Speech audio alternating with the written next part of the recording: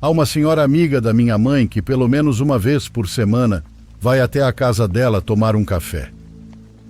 Conhecemos há muito tempo. Desde quando eu morava com meus pais, eu saía para a escola e ela já estava instalada na sala, sentada em frente à TV, enquanto minha mãe estava na cozinha preparando o café e pegando as xícaras. Eu gostava muito dela, mas sempre me perguntava se, sendo tão cedo, ela não preferia ficar na cama mais um pouco. Num domingo qualquer chegou a visita de Dona Elvira. Te digo, fácil faz uns 12 anos. Normalmente, aos domingos eu ia ver meus amigos ou meus primos, mas naquele dia eu já estava saindo quando a senhora Elvira me sugeriu que eu ficasse. Disse que, como eu gosto de todas as coisas de terror, ela tinha um mexerico de algo muito feio que tinham acabado de contar a ela e que eu ia adorar.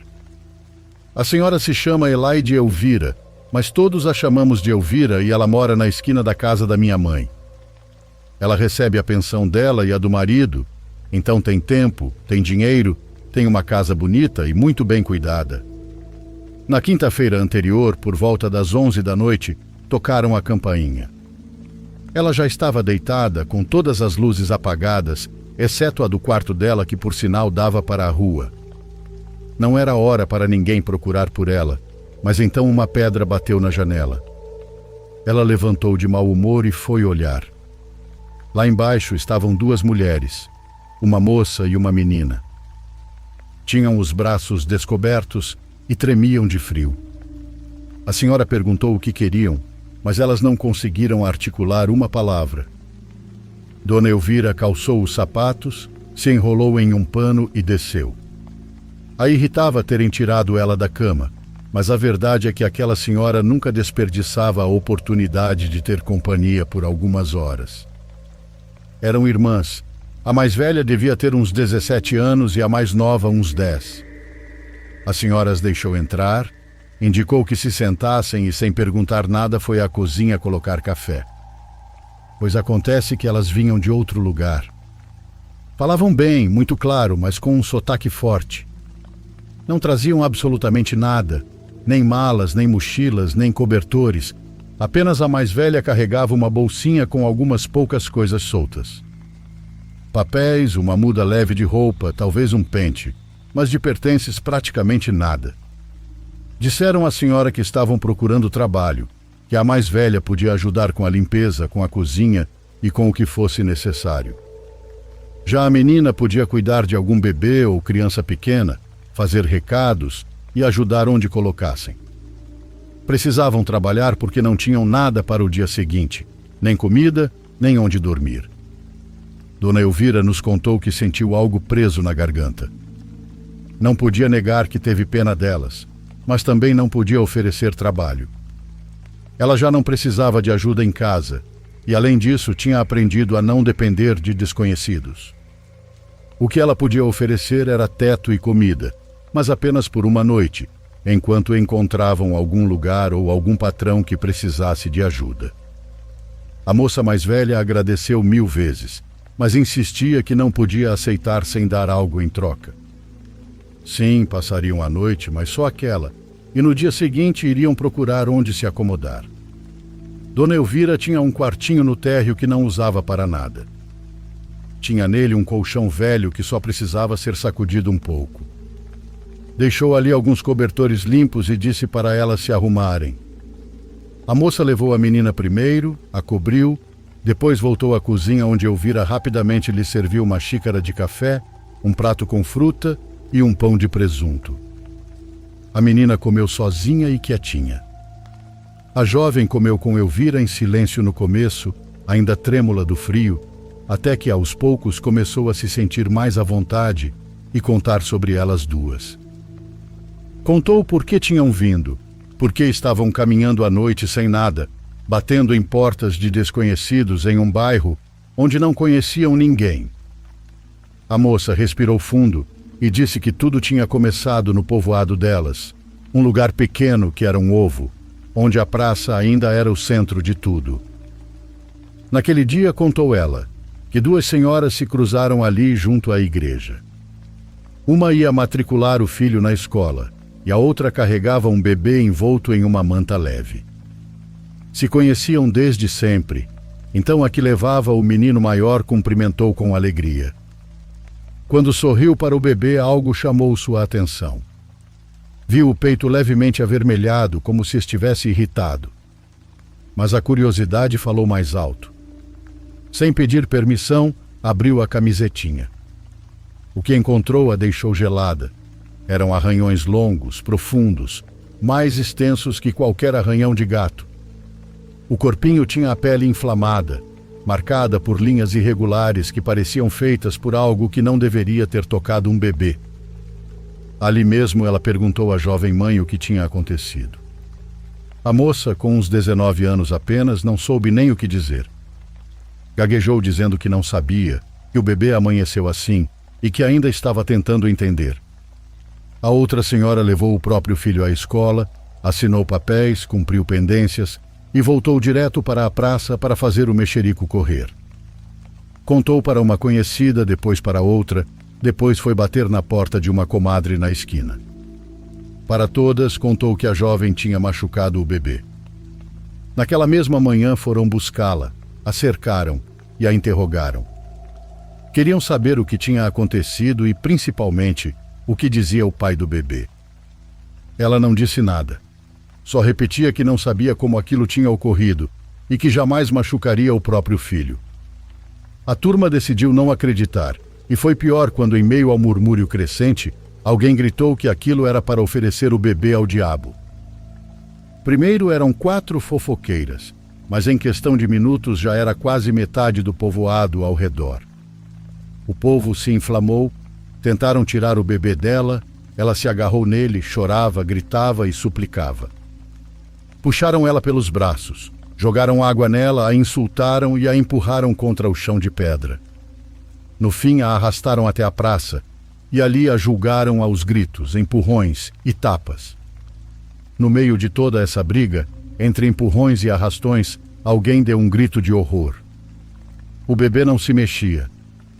Ela começou a gritar com uma dor que atravessava tudo, mas seus gritos ficaram enterrados sob os da multidão que agora estava mais convencida do que nunca de que ela havia feito mal à criança.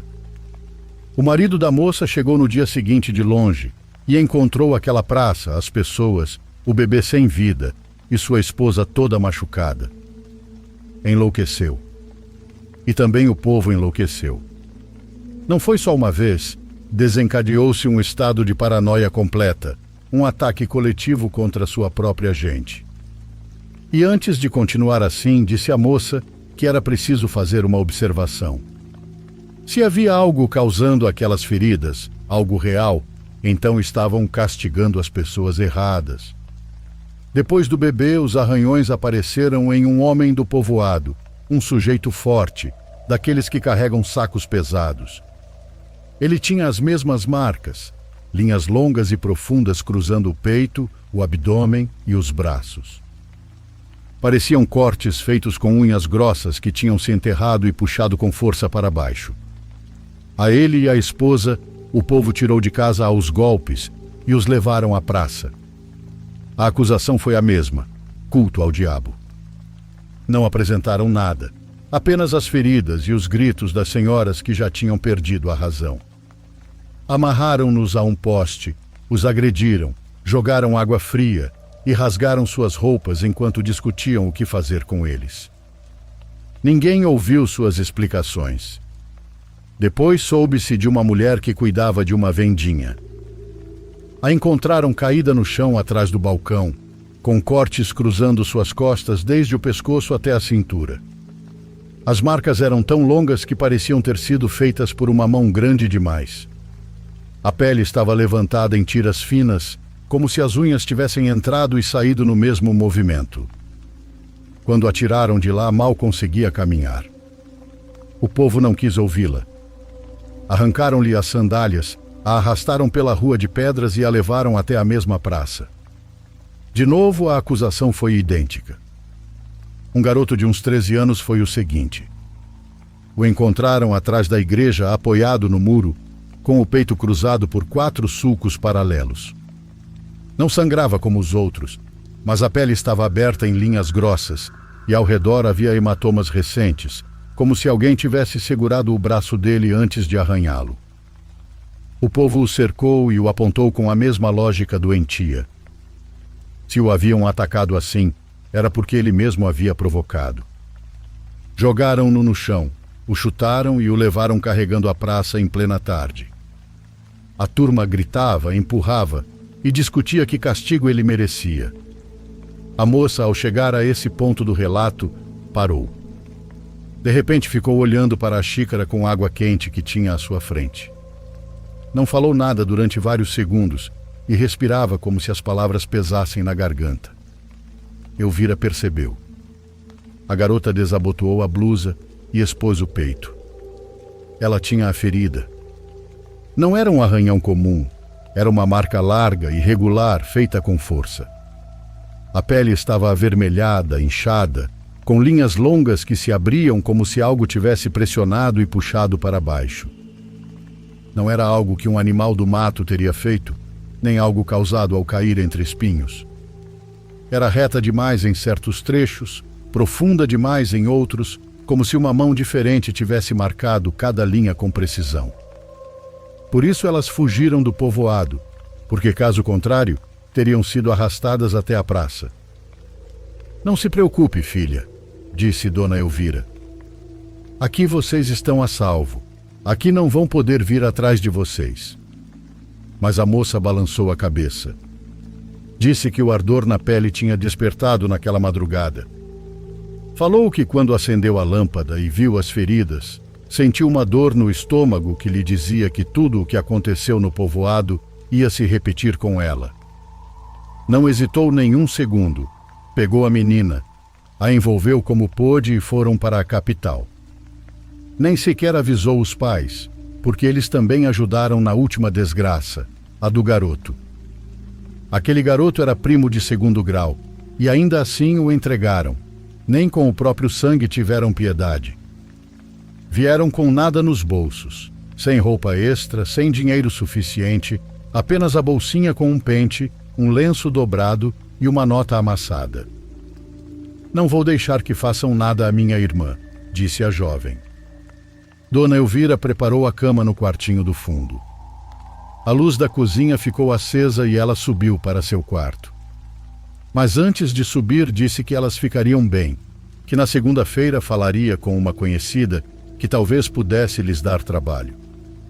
Quando finalmente ia se deitar, já com a roupa colocada, lembrou que elas não tinham travesseiros. Procurou 2 em um armário, sacudiu bem e desceu novamente devagar pela escada barulhenta. Estava chegando ao quartinho quando ouviu a menina chorar, como se não quisesse que a irmã a ouvisse. Dona Elvira parou. Não sabia se entrava, se deixava os travesseiros na porta ou se esperava. Então ouviu a voz da mais velha.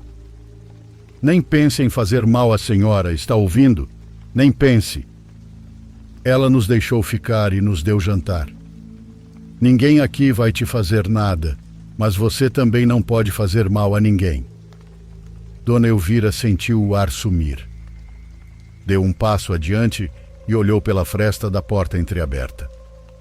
A menina estava sentada no colchão, com os joelhos dobrados e as mãos cobrindo o rosto.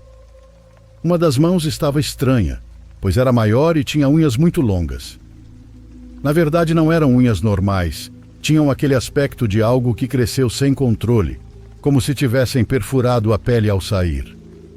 A mão tinha uma cor diferente do resto do corpo. Dona Elvira sentiu o coração bater na garganta, levou a mão ao peito e deu 3 passos para trás. Compreendeu enfim o que a mais velha quis dizer quando falou sobre não deixar que a menina fizesse mal. A senhora deixou os travesseiros na entrada do quartinho, sem se aproximar mais. Aqui eu deixo, disse com uma voz que mal saía. Descansem. Do outro lado só houve silêncio. Dona Elvira subiu as escadas quase na ponta dos pés, trancou o quarto com chave pela primeira vez, depois arrastou um móvel pesado até travar a porta e, finalmente, se deitou sem apagar a lâmpada. Passou a noite em claro, com os olhos bem abertos, escutando cada ruído da casa. Ao amanhecer, desceu até a cozinha. O quartinho estava vazio, a porta dos fundos aberta e não havia rastro delas, apenas um guardanapo dobrado cuidadosamente sobre a mesa. Nele estava escrito "Obrigada", com letra ruim de ler, e nunca mais voltaram.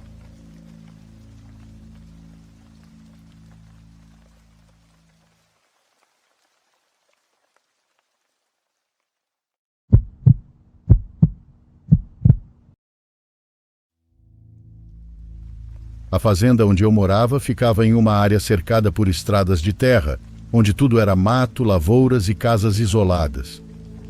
Para ir à cidade e voltar, eu sempre pegava o mesmo caminho.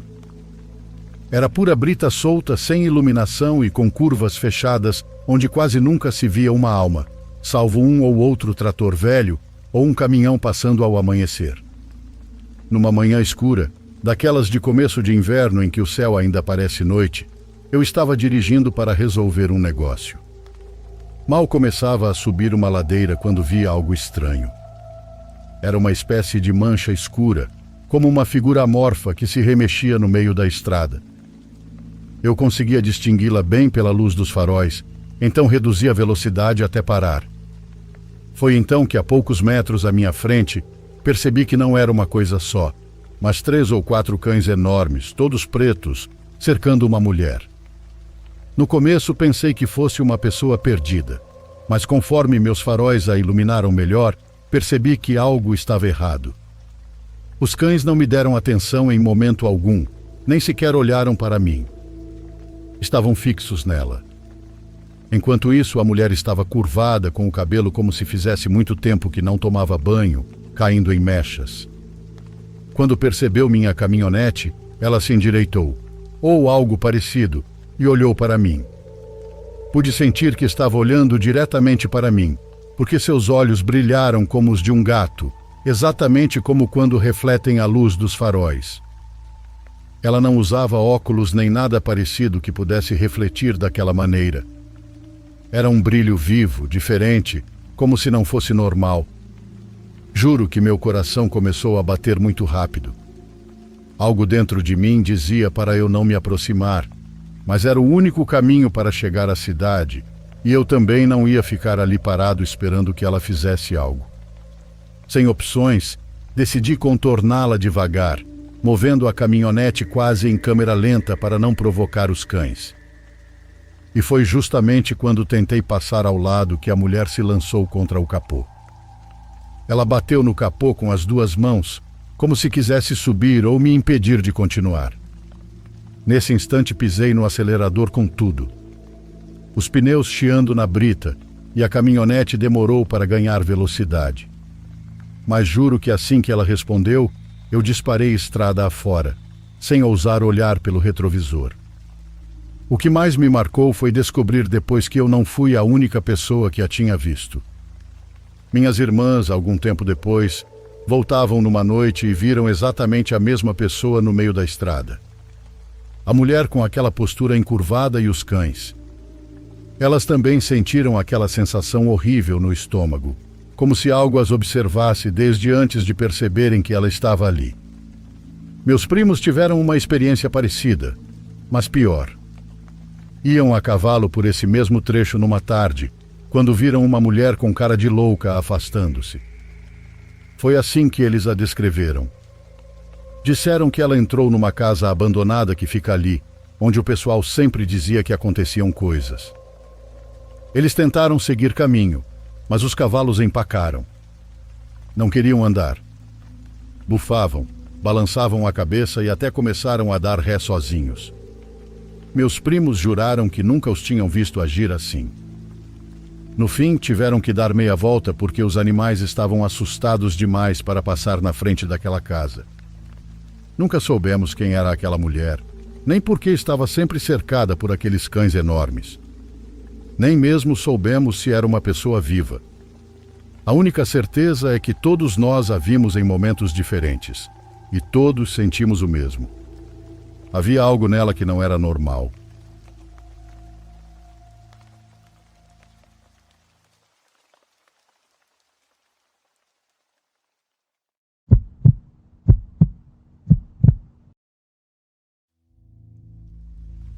Quando eu imigrei, costumava trabalhar em turnos noturnos para uma pequena empresa de entregas.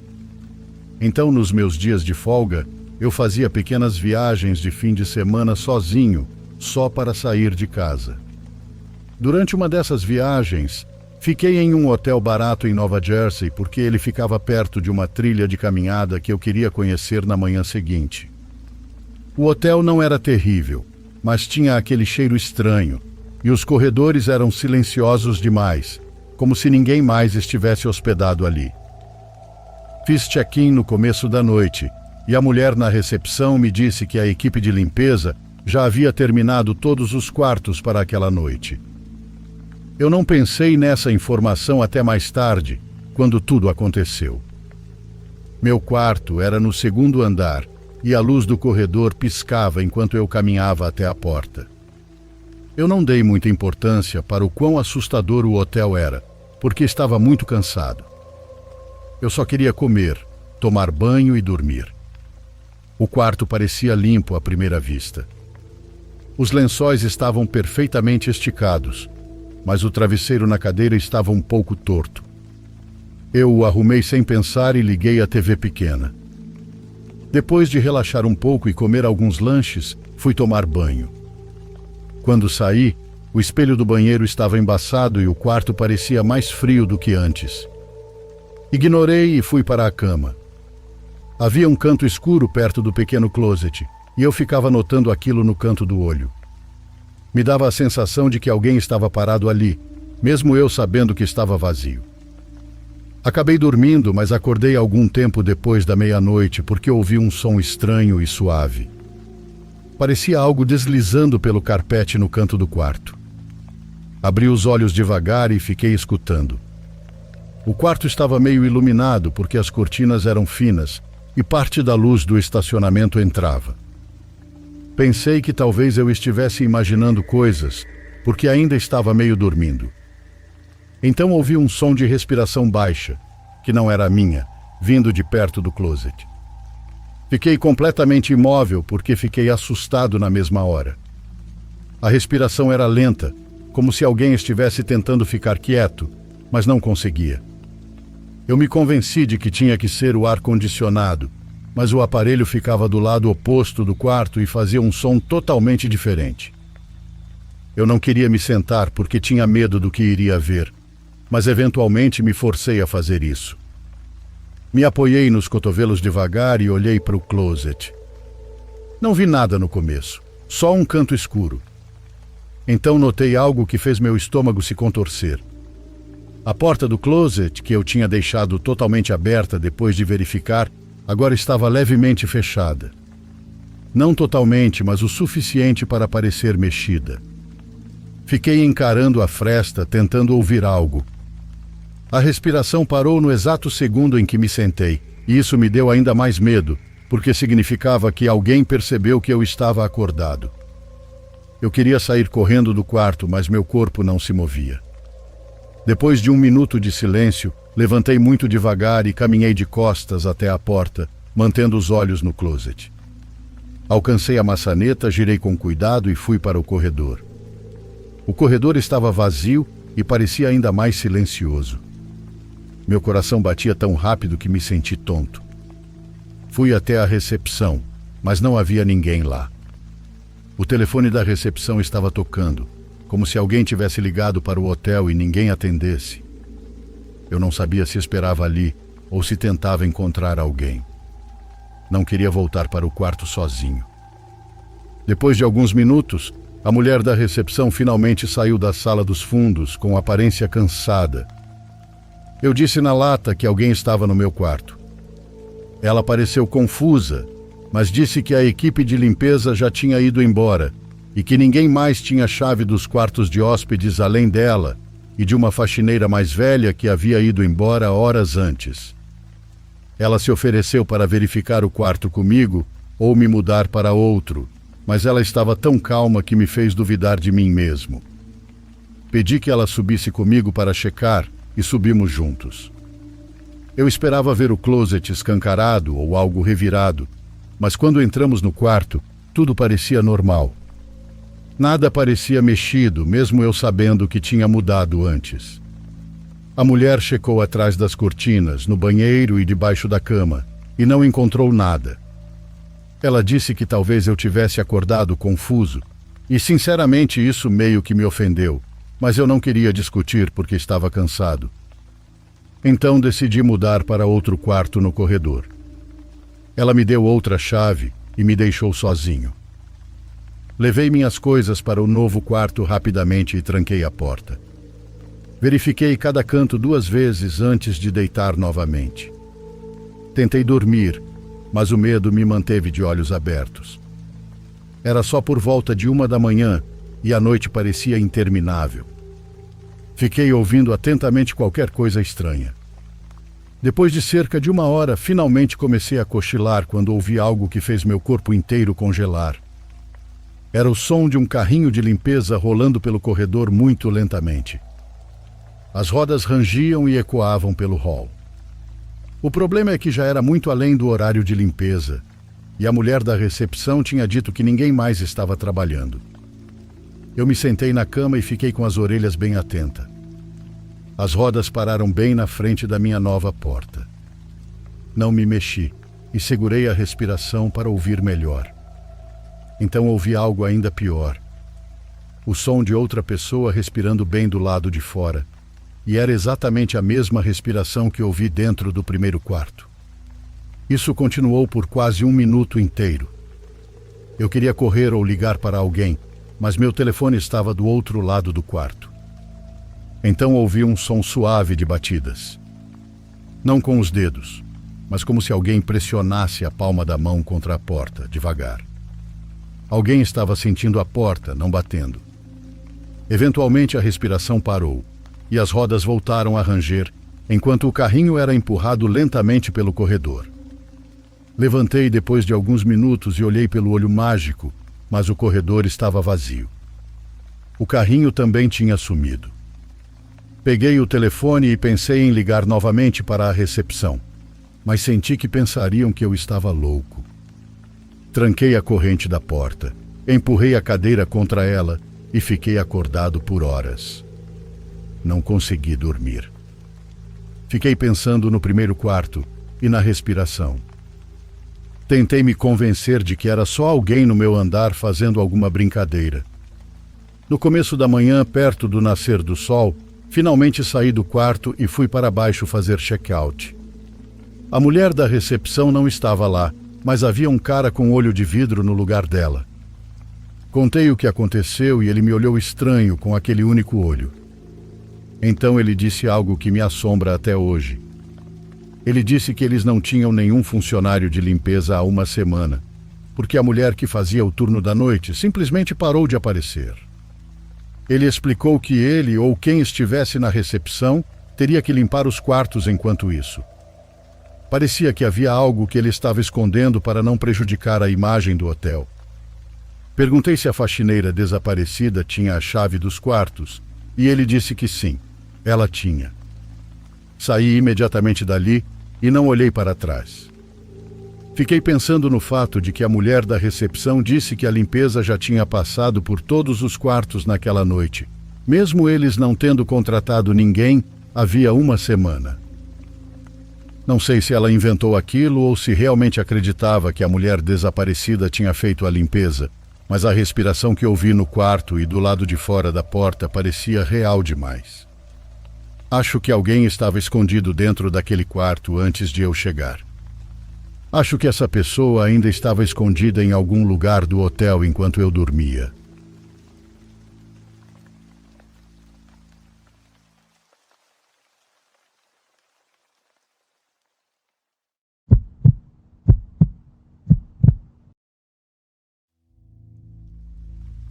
Minha mãe Abigail sempre usava um perfume com um cheiro bem específico de rosas.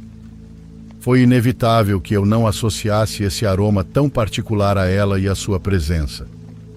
Era um cheiro tão característico que quando ela entrava em um cômodo, eu sabia que era ela pelo cheiro e não por outra coisa. Depois ela me chamava gritando: "Jimena, faça isso, faça aquilo!" Mas sim, Sempre era o cheiro do perfume dela que a denunciava. Preciso deixar claro que esta não é uma história de terror no sentido clássico, mas estou convencida de que o que vou te contar foi algo sobrenatural. Foi uma experiência que primeiro me deixou aterrorizada, mas que logo me trouxe paz. Minha mãe Abigail morreu há 10 anos por um problema no coração. Foi algo rápido. Um dia ela estava em casa e pouco tempo depois, já estávamos no hospital. Da primeira internação até sua morte se passaram apenas alguns meses. Entre exames e médicos, eu não conseguia aceitar que minha mãe pudesse ir embora, e mesmo assim ela se foi.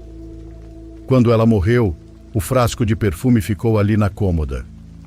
Vê-lo me machucava porque era praticamente um monumento à presença dela. Lembro de tê-lo colocado em uma caixa, porque eu tinha medo de sentir o cheiro e desabar a chorar. Nos despedimos dela no velório e depois a enterramos em um cemitério não muito longe de casa. Eu me propus a visitá-la pelo menos uma vez por mês. Sentia que era a única forma de fazer algo por ela agora que não estava mais aqui. Eu ia com uma bolsa com ferramentas para fazer jardinagem no túmulo dela. O primeiro ano foi duríssimo. Todo mês eu ia e me sentava diante do túmulo dela. Limpava um pouco a lápide, ajeitava flores e falava com ela em voz baixa. Às vezes contava coisas do trabalho, da família e das bobagens do dia a dia. Outras vezes eu simplesmente ficava em silêncio. Mais de uma vez terminei chorando lá, sozinha. Então chegou a data do primeiro aniversário da morte dela. Eu já vinha com o estômago apertado desde dias antes. Todos na família estavam tristes, mas cada um lidou com isso à sua maneira. Naquele dia, por diferentes razões, eu precisei ir ao cemitério sozinha. Meu pai não pôde, e meu irmão estava em outra cidade. Eu sentia que precisava estar lá, então parei para comprar flores e fui. Era uma tarde nublada, mas quase não ventava e havia pouca gente. Havia um ou outro visitante em outras sessões e um coveiro ao longe. O resto, silêncio. Caminhei até onde fica o túmulo da minha mãe, em uma fileira de lápides simples. Me ajoelhei, tirei folhas secas, ajeitei as flores no vaso e limpei um pouco a placa com a mão. Falei com ela por um tempo, dizendo que ainda me custava aceitar que ela não estivesse em casa, reclamando, rindo e fazendo piadas ruins.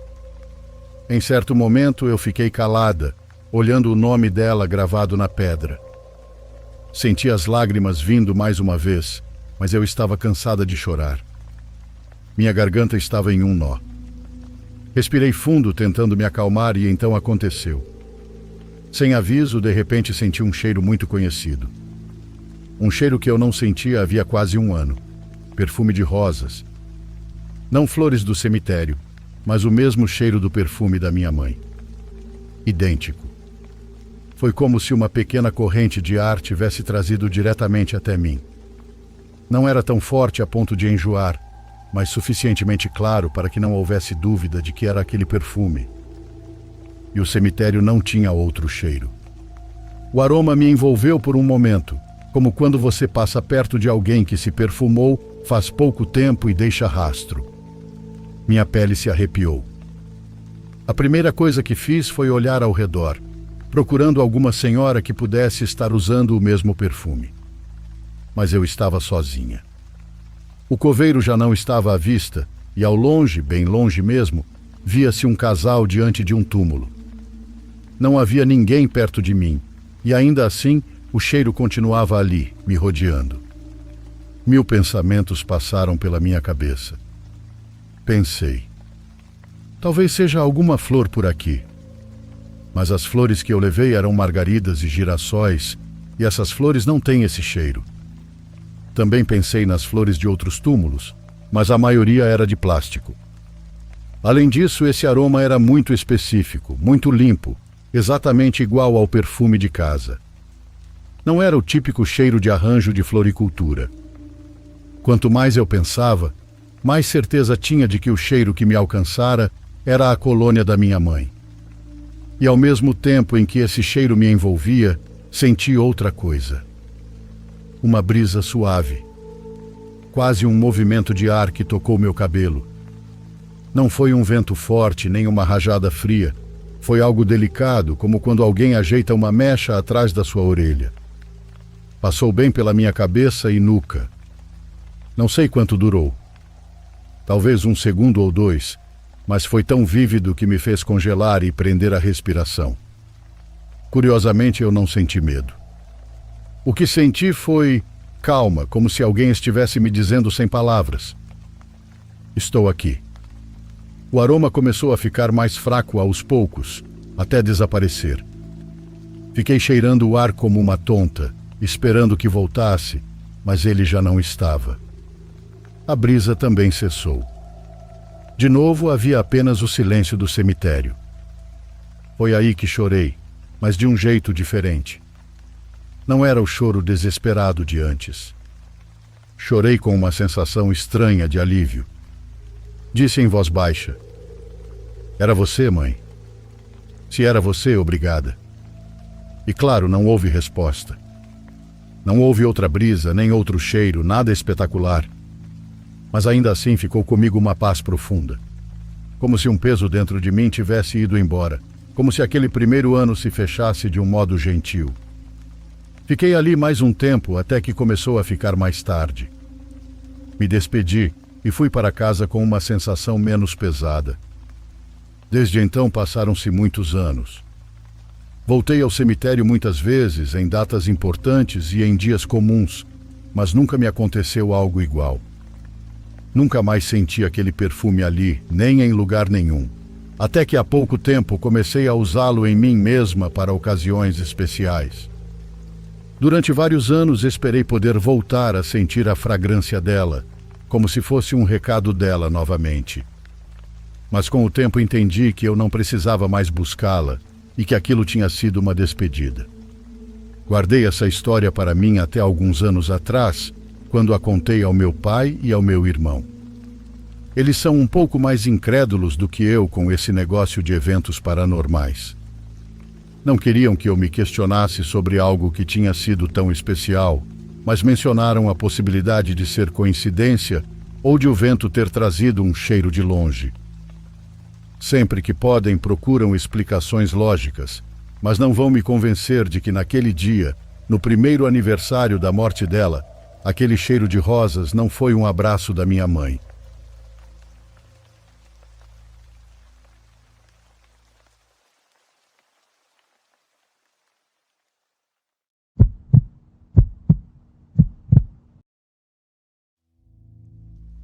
Olá, pessoal. Tenho uma história que me marcou para sempre.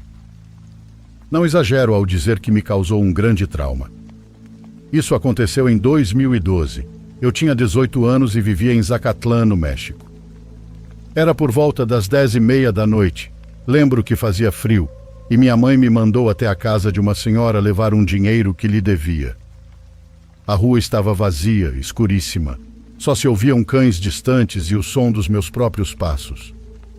A uns 30 metros à frente, vi uma mulher que caminhava estranho, como se mancasse muito de uma perna, mas não era exatamente isso. Parecia que cada passo lhe doía. Ia encurvada, com a cabeça baixa. Usava roupas totalmente pretas, como se tivesse vindo de um funeral. Continuei andando porque não havia como evitá-la. Era a mesma calçada. Quando cheguei a uns 10 metros dela, comecei a escutar um choro baixinho. Pensei: coitada, talvez tenha perdido alguém querido. Acelerei um pouco para ultrapassá-la, porque já estava me incomodando. Quando cheguei à altura dela, a mulher soltou um soluço mais forte que me pegou desprevenido. Foi aí que vi que ela estava grávida de vários meses, pois a barriga se marcava sob o vestido preto. O rosto era fino, amassando o rosto fundo, os olhos pareciam 2 buracos negros e a pele estava suja. Eu parei e disse: senhora, precisa de ajuda? Ela não respondeu, só chorava mais alto, com a cabeça abaixada. De repente, ela abriu a boca de um jeito nada humano, como se a mandíbula tivesse se deslocado, e soltou um grito horripilante. No mesmo segundo, de entre suas pernas saiu algo. Vou contar o que lembro, porque não era um bebê de forma alguma. Era algo pequeno, escuro, com pelos molhados e chifres começando a sair da cabeça. Tinha cascos no lugar dos pés e engatinhava muito rápido pelo chão. Vi que entrou direto numa área com mato. Em questão de segundos, desapareceu. Eu fiquei paralisado. Senti que a mulher agarrou meu braço esquerdo com uma força absurda. Ela apertou tão forte com aqueles dedos gelados que achei que ia quebrar meu braço. Tentou me puxar para ela. Eu gritei e me desvencilhei com tudo que tinha e corri. Acho que em algum momento escorreguei e rolei pelo chão, mas não lembro. Esse momento está muito confuso, porque tudo aconteceu em uns 5 segundos. Foi muito rápido. Eu sequer olhei para trás até chegar na esquina da minha casa. Quando olhei, vi apenas algo pulando uma ribanceira. Algo que engatinhava e entrou na vegetação que o engoliu. Cheguei em casa tremendo. Minha mãe se assustou e pensou que tinham me assaltado. Não consegui contar nada naquela noite. Me tranquei no quarto e vomitei. No dia seguinte comecei com febre e dores de cabeça como se estivessem enfiando agulhas no meu cérebro. Tive convulsões. Me levaram ao pronto-socorro e fiquei 3 dias internado. Os médicos não encontravam nada. Infecção viral desconhecida, diziam. Mas eu sabia que não era isso, e até pensei que ia morrer. Até hoje não encontrei nenhuma lenda que se assemelhe. Fim do relato. Obrigado por me deixar contar a única coisa realmente sombria que me aconteceu.